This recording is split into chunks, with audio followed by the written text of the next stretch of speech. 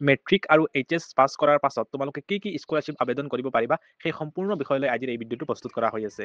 গতিকে তোমালোকে প্ৰথমৰ পৰা শেষলৈ চাই থাকা। ক্লাছ 10 আৰু 12 পাছ কৰাৰ পাছত তোমালোকে মূলত 3 প্ৰকাৰৰ স্কলাৰশ্বিপ আবেদন কৰিব পাৰিবা। এটা হ'ল গভৰ্ণমেণ্টৰ আণ্ডাৰত NSP পৰ্টেলৰ দ্বাৰা এপ্লাই কৰিব পাৰিবা, যিটো নেশ্যনেল স্কলাৰশ্বিপ পৰ্টেল বুলি কোৱা হয়। সেইটোৰ আণ্ডাৰত তোমালোকে যিসকল ছাত্ৰ ছাত্ৰীয়ে ক্লাছ 10 পাছ কৰিবা বা 12 পাছ কৰিবা, তাৰপিছত তোমালোকে স্কলাৰশ্বিপ বিভিন্ন ধৰণৰ স্কলাৰশ্বিপ কৰিব পাৰিবা। যেনে ST কেটাগৰীৰ কাৰণে এটা স্কলাৰশ্বিপ আছে, এইটো কৰিব পাৰিবা। নহ'লে তোমালোকে OBC কেটাগৰীৰ কাৰণে কৰিব পাৰিবা, SC কেটাগৰীৰ কাৰণে কৰিব পাৰিবা। নহ'লে ফিজিকেল ডিজেবল যিসকল ছাত্ৰ ছাত্ৰী আছে সেইসকলেও কৰিব পাৰিব এইটো এপ্লাই। তোমালোকে ইয়াৰ আঁৰত পইচা পাবা 10 to 20,000ৰ ভিতৰত পইচা পাবা। আৰু তাৰ পাছত যদি তোমালোকৰ ক্লাছ 12ত মাৰ্ক বেছি ভাল হয় তেতিয়াহ'লে তোমালোকে বেলেগ এটা স্কলাৰশ্বিপ কৰিব পাৰিবা। ঈশানোদয় স্কলাৰশ্বিপ বুলি এটা স্কলাৰশ্বিপ আছে, সেইটো কৰিব পাৰিবা। তোমালোকে নৰ্থ ইষ্টৰ যিসকল ষ্টুডেণ্ট আছে সেইসকলৰ বাবে এই স্কলাৰশ্বিপটো হয়। এই স্কলাৰশ্বিপটোৰ জৰিয়তে তোমালোকে বছৰি 80,000 পাবা। টোটেল তোমালোকৰ কোৰ্চ যিমান বছৰ হ'ব সিমান টকাই পাবা। যদি তোমালোকৰ কোৰ্চ 4 ইয়াৰ্ছৰ হয়, এতিয়াতো BA 4 ইয়াৰ্ছৰ আছে, তোমালোকে যদি 4 ইয়াৰ্ছৰ BA কৰা তেতিয়াহ'লে তোমালোকে প্ৰতি বছৰে 80,000কৈ এই স্কলাৰশ্বিপটো পাবা।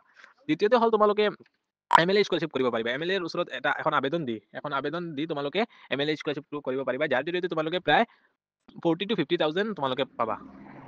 তাৰ পাছত তোমালোকে আৰু এটা স্কলাৰশ্বিপ কৰিব পাৰিবা, যিটো হ'ল প্ৰাইভেট স্কলাৰশ্বিপ, যিটোৰ জৰিয়তে তোমালোকে 30, 40, 50, 75,000 লৈকে তোমালোকে পাব পাৰিবা। যদি তোমালোকে কোনোবা MBBS কৰি আছা বা ইঞ্জিনিয়াৰিং কোৰ্চত নাম লগাইছা, তেতিয়াহ'লে তোমালোকে এই প্ৰফেশ্যনেল যিকোনো কোৰ্চ হওক, তোমালোকে ল কৰি আছা, তোমালোকে এই স্কলাৰশ্বিপটো পাবা। তোমালোকে যদি জেনেৰেল ডিগ্ৰী কৰি আছা, এনেই বা ক্লাছ 10ৰ পিছত 12 কৰি ফাৰ্ষ্ট ইয়াৰ এডমিশ্যন লৈছা, আৰ্টছত লৈছা, কমাৰ্চত লৈছা, যিকোনো ষ্ট্ৰীমত লৈছা, তোমালোকেও স্কলাৰশ্বিপটো পাবা। কিন্তু যদি ছায়েন্সত লোৱা তেতিয়াহ'লে বেছি পইচা পাবা, আৰ্টছত ল'লে অলপ কম পইচা পাবা।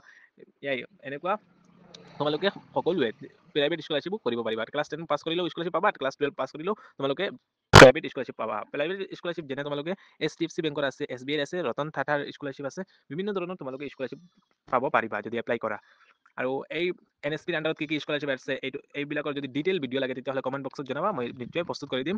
যদি MLA স্কলাৰশ্বিপৰ ওপৰত ডিটেইল ভিডিঅ' লাগে, এইটোৰ ওপৰতো মই ভিডিঅ' বনাই দিম। প্ৰাইভেট স্কলাৰশ্বিপৰ ওপৰত যদি ডিটেইল ভিডিঅ' লাগে, কোৱালিফিকেশ্যন কিমান লাগে, ইলিজিবিলিটি ক্ৰাইটেৰিয়া কি, সকলো মই জনাই দিম। যদি তোমালোকৰ লাগে কমেণ্ট বক্সত জনাই দিবা। আৰু তোমালোকৰ সকলো ইনফৰমেশ্যন মই এটা গ্ৰুপ বনাইছোঁ হোৱাটছএপৰ, সেইটোৰ জৰিয়তে মই দি থাকোঁ। তোমালোকে নিশ্চয় সেইটো জইন হৈ ল'বা আৰু লগৰ কোনোবা থাকিলে এইটো ভিডিঅ'টো শ্বেয়াৰ কৰি দিবা। ধন্যবাদ।